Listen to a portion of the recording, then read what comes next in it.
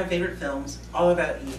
This is, I can't wait to share this one with you. It's a great, great film if you are new to Bette Davis, if if you love Bette Davis, or you just like kind of this whole period of films. This is definitely one of the better films of the time. So here's the deal. The film was released in 1951, and it was lauded, and there was much acclaim about the film as like being a major piece of cinema. So what does all that mean? It had 14 nominations and won approximately 6 Oscars. The only other film in history to kind of reach that same sort of acclaim or that level in terms of awards was Titanic. So enough of that. Let me tell you a little bit about who's in the film. So first of all, love, love, love Bette Davis, just because she is, in this film she brings so much to this character. There's a complexity to this character because she's at once vulnerable, she's, you know, sort of aged and jaded.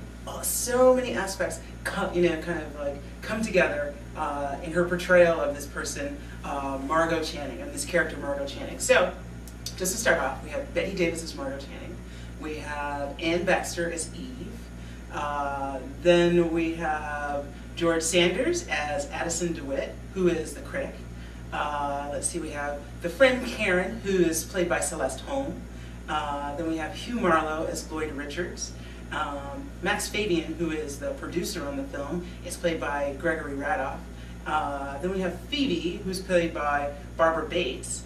And then there's a cameo by Marilyn Monroe, which is great and totally appropriate during the time. And she's as fabulous as ever in the film, even though it's really short. There's another character in here who I really like. Her name is Birdie. Her name is Thelma Ritter. Thank goodness for Thelma Ritter. She always brings a little bit of punch and something, kind of a real quality to every film she's in.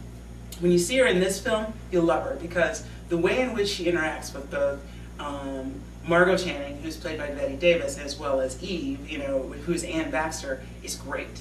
So here's the story. Basically, you have on the one hand, Bette Davis plays this character who is an aging film actress, and enter Anne Baxter, or Eve, as you will, if you will, who comes into her life seemingly wanting to help. Come on, we all know better. So anyway, she comes in seemingly wanting to help.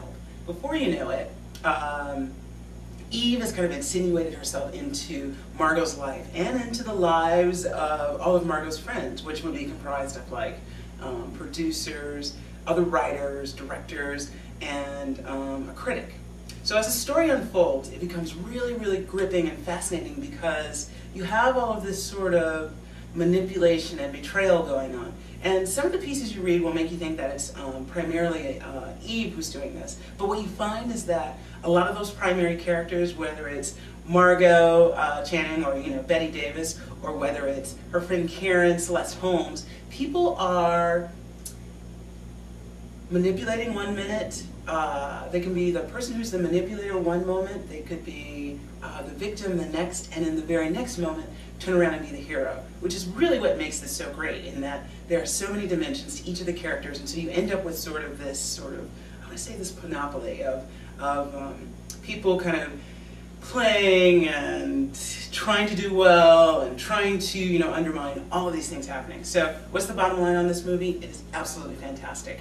I'm not going to tell you too much more about it because if I do, it'll spoil it, but just know that Bette Davis opens the door to this woman and later finds out she should have shut it